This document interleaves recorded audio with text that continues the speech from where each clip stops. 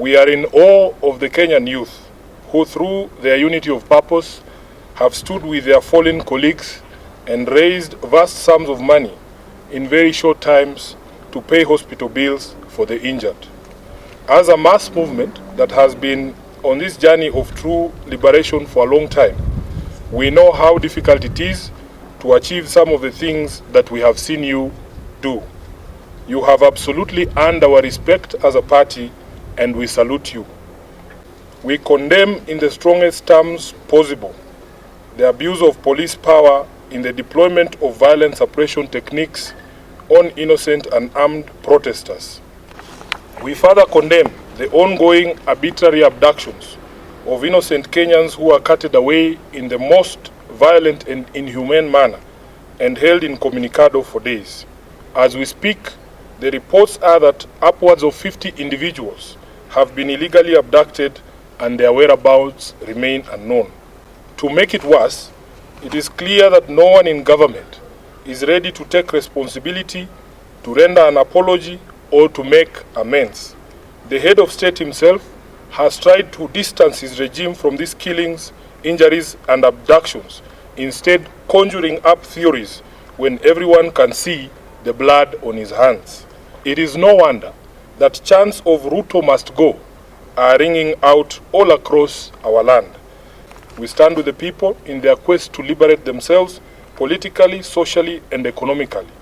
Kenyans asked us to stand with them against the punitive tax proposals in the finance bill, and we did.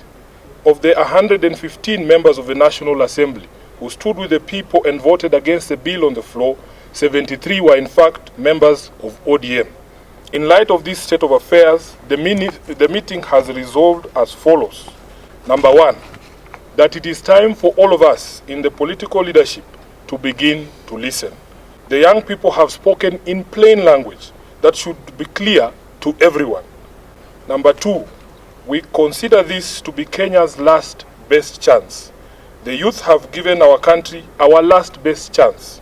We either seize it and swim with it by implementing all their demands, or we ignore it and sink the country altogether. Number three, that the Kenya Kwanza regime must take full responsibility for all the deaths, injuries, and destruction of property arising from the violent suppression of peaceful protests.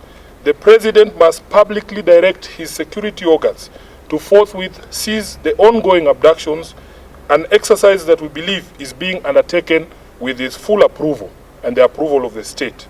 He must account for and order the release of all detainees abducted by these security agencies.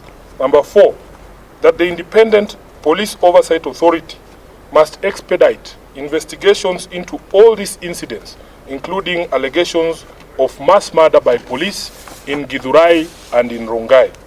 Number five, that in our view, what happened on the 25th of June 2024 amounted to a vote of no confidence in the Ruto regime. It is clear that this fact is totally lost on Ruto. It is reflected in his petulant proposals on how we manage our economy following the rejection of his tax bill. Instead of focusing on cutting wastage, opulence, and corruption in his regime, he is hitting back at the Kenyan people with threats to cut funding for the judiciary and the county governments. Six, that the ODM party will support credible austerity measures in the executive and in parliament. Lastly, that ODM shall initiate and lead recall processes in the following constituencies in light of the current office holders' repeated violation of their sacred oath and the wishes of their electorate. Number one, Game constituency. Number two, Bondo constituency. Number three, Navaholo constituency.